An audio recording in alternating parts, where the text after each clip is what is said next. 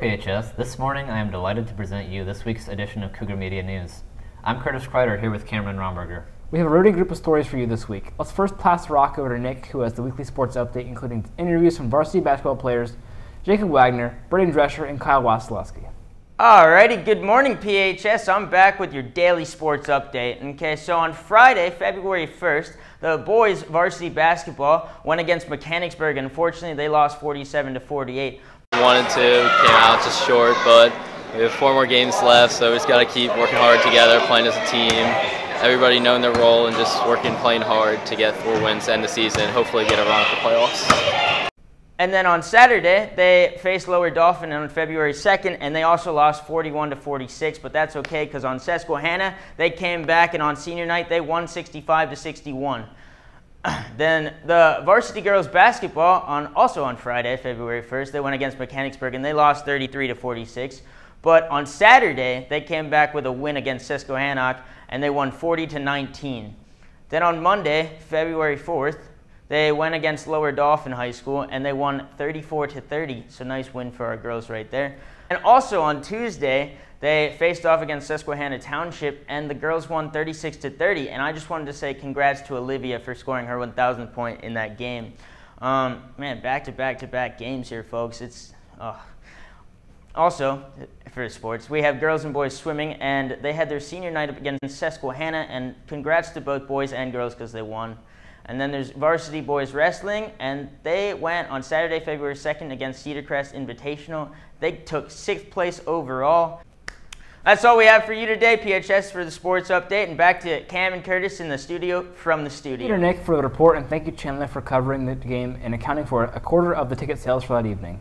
This week on our newly christened segment we like to call Ask Your Parents for More Money, we're here to remind you to attend the Pancake Breakfast, happening this Saturday, February 9th, 8 to 11 a.m. in the second most magical place in all of Palmyra, the high school cafeteria. Tickets are $6 for adults, $5 for students, and include pancakes, sausage, and beverages. That's a hungry man's breakfast right there. Children 5 and under are by donation. Get them while they're hot. Now let's take a look at the Valentine Carnation promotion one more time. Just a reminder that today is the last day to purchase them.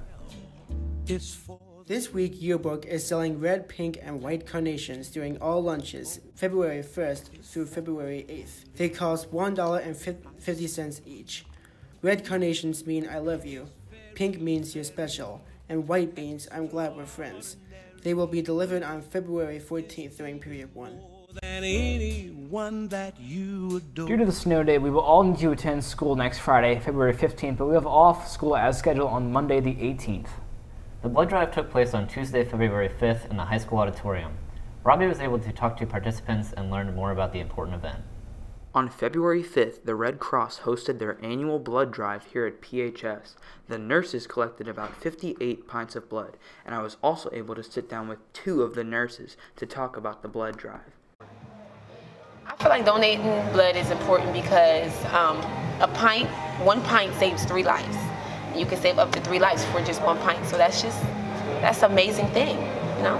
Well, the process of giving blood, first, of course, you have to start with registration. After that, you will go to screening, which is this area over here, if you can see that. This is my area. And then we ask you several questions, and then we go ahead and proceed with the arm. Yes, and then after that, then you go to phlebotomy. That's the position where you actually donate blood and give blood. And that can take up to 30 to 40 minutes, depending on how fast you flow, your blood flows out. Yeah. We feel as though it's a good experience for the students. Right. And they'll foster good habits and continue to donate, which brings more people, which saves more lives. Yeah. I then talked with Eric Marks to see what he had to say about the blood drive. I chose to donate blood so I could get one of those cords at graduation. I think it's important for the school to give me an option to donate blood because it's nice to feel like I'm helping people. This is Robbie Owens reporting for Cougar Media News.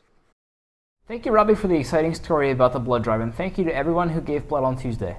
Even though we will have school on February 15th, the Minithon will still take place on Thursday, February 14th. Don't forget, you can still sign up for hip and fresh activities. Here's a sneak peek of the various activities offered on the afternoon of Minithon. Don't forget, all activities will begin Thursday afternoon during school.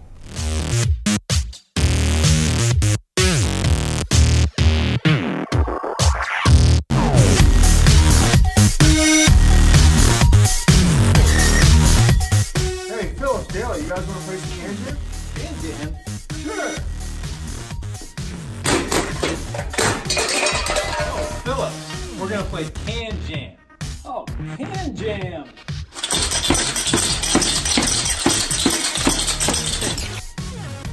No, you guys, hand jam. Hand jam. Hand jam. Hand jam. No, hand jam. Hand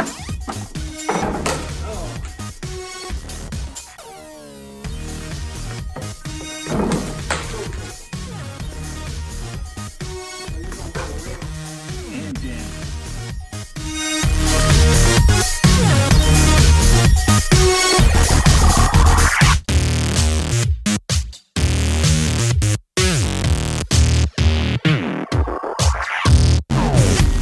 2 weeks ago, students gathered in the second most magical place in Palmyra to hear about the new Safe to Say policy introduced by Dr. Richardson. Jordan had a chance to hear what students had to say about it. Recently, students have been introduced to the new anonymous tip app, Safe to Say. On January 23rd, all 4 grades had a meeting about how they could use the app.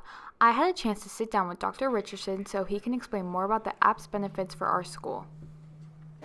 Yes, so the Safe to Say app and program was a mandate given to us by the Attorney General for the state of Pennsylvania. So we didn't have a choice whether or not we were going to do it or not. So we were required to do it. We were required to train all of our students. So we had a couple different ways that we could train our students. There was like an online video course that students could do on their own. We could have paid for a presenter to come in and present to our students, or we could do it ourselves. And I felt that it would be best, knowing our kids, to do it ourselves. So when we decided to present, they gave us the PowerPoint. I went through and cut out some slides that I didn't think were necessary. So that's how we ended up having the training and implementing. I then talked to Maddie Bolts about her experience using the app. Here's what she said. I think it's really good for students who are like a little bit scared to talk to someone about maybe their problems or someone else's problems. I think it's super beneficial because, again, some kids don't like going up to adults and talking about it, so I think being able to talk about it in an app and text it through instead of talking is better. It's pretty easy to use. I mean, basically just walks you through what you need to put in. So. You can sign up for the app by downloading it for free on your app store just by typing in Safe to Say. This has been Jordan Sandoval reporting for Cougar Media News. Cool. Thanks for the insightful feedback. Well, there you have it, folks. See you next week. And there are 6 more sleeps until Minithon.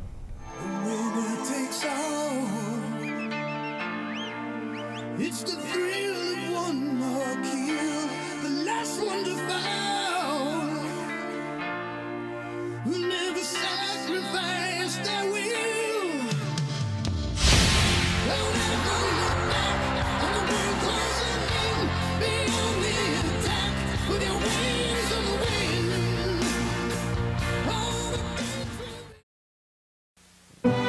This program was made possible by viewers like you.